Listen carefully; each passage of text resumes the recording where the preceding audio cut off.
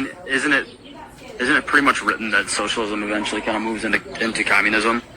Isn't that kind of a pattern that we've seen? No. Okay, that's always what I mean, Sweden isn't communist. Canada's not communist. I mean, these are socialist. From what I've heard, that Canada's trying.